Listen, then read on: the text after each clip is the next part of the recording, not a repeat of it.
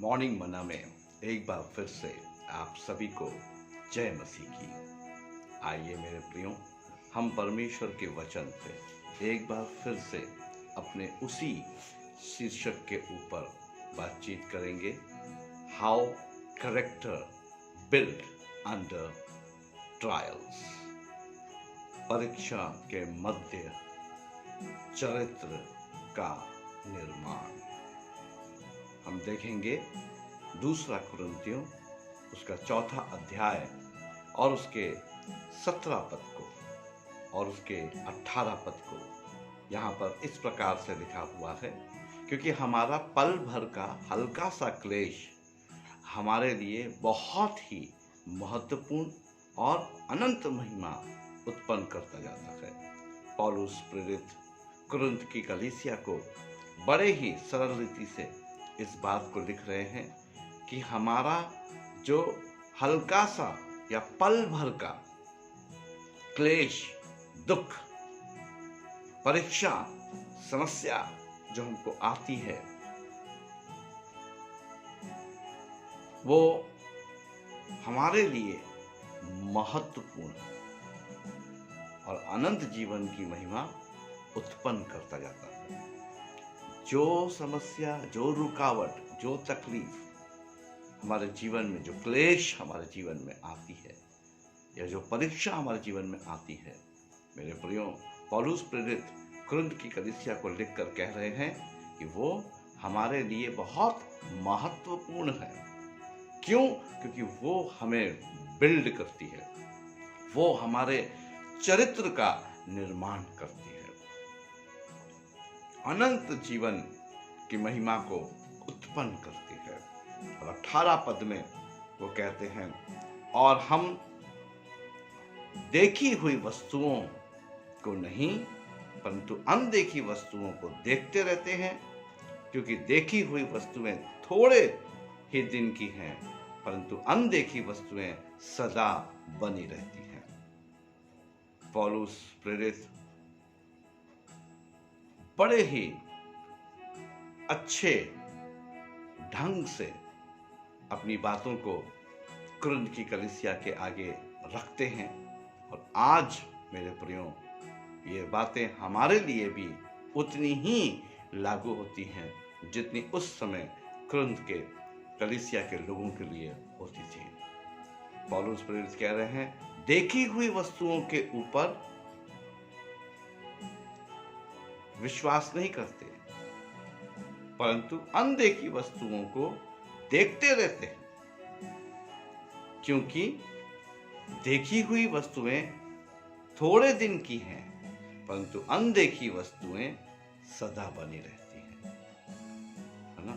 कुछ समय के लिए हमारे सामने क्लेश हो सकता है, कुछ समय के लिए परीक्षा हो सकती है, हम परेशान हो सकते हैं, कुछ समय के लिए हम परीक्षा में पड़ सकते हैं। हमारा हल्का सा क्लेश हमारे लिए महत्वपूर्ण है, ऐसा पौलुस प्रेरित कह रहे हैं। साथ ही साथ मेरे प्रियो, मैं आपको बताना चाहता हूं कि वो रोमियो की कलीसिया से भी प्रेरित पौलुस कुछ कहते हैं। और वहां पर रोमियो 8 अध्याय और उसका 18 पद इस प्रकार से कहता है, क्योंकि मैं समझता हूं कि इस समय के दुख और क्लेश उस महिमा के सामने जो हम पर प्रकट होने वाली है कुछ भी नहीं।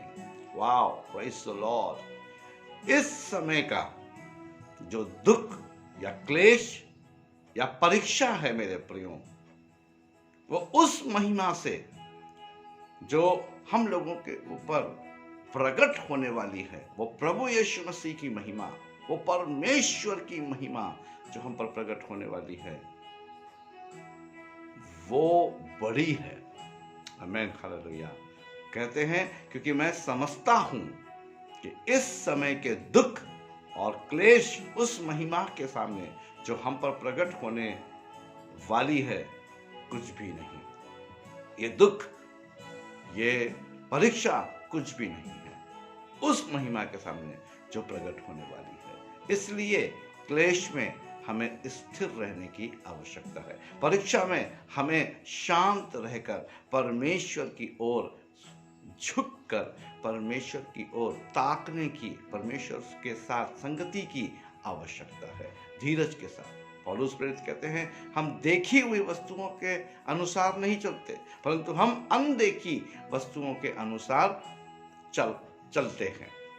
और क्योंकि देखी हुई वस्तुएं तो थोड़े दिन की हैं, लेकिन अनदेखी वस्तुएं जो हैं वो जो है सदा बनी रहती है। हाँ मेरे प्रियो, परमेश्वर का ये वचन हम सबके जीवन में परिवर्तन लाए, मेरी यही प्रार्थना है। आइए हम आगे प्रभु से प्रार्थना करें। पिता, धन्यवाद के साथ आपके करीब आता हूँ, आपकी स्तुति, आपकी महिमा और आपका आदर करता हूँ। इन वचनों के द्वारा प्रभु आपने हमसे बातचीत करी है, हमारे पिता परमेश्वर धीरज को बढ़ाया है प्रभु जी, हमें हिम्मत दी है, इसके लिए हम आपका धन्यवाद करते हैं। सच में प्रभु, हम देखी हुई वस्तुओं के ऊपर निर्भर नहीं होते, परंतु उन अनदेखी चीज़ों के ऊपर हम निर्भर हैं जो कभी ना खत्म होने वाली हैं। धन्यवाद करते हैं परमेश्वर पिता कि आपने वचनों के द्वारा हमें स्थिर किया है, और प्रभु जी हम कष्टों के समय, दुखों के समय, परीक्षा के समय प्रभु ना डगमगाएं, परंतु प्रभु आपकी ओर ताकते रहें,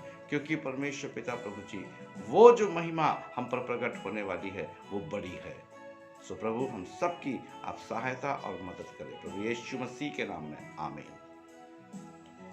मेरे प्रियो, प्रभु आप सभी को अपनी महिमा से भरपूर करें और उन बातों को आप देखना आरंभ करें जो अनदेखी बातें हैं, जिनका खुलासा अभी नहीं हुआ है, जो अभी मेरे और आपके सामने प्रकट नहीं हुई हैं। उन बातों को प्रभु की सामर्थ्य में देखना आरंभ करें और अपने कष्टों और अपनी परीक्षाओं में स्थिर होकर प्रभु की उस बड़ी महिमा को प्रकट होने का इंतजार करें, क्योंकि वो जो महिमा प्रभु की प्रकट होगी वो बड़ी होगी और महान होगी। क्योंकि हमारा ये जो पल भर का हल्का सा जो क्लेश है वो हमारे लिए महत्वपूर्ण है। प्रभु आप सबको आशीष दें।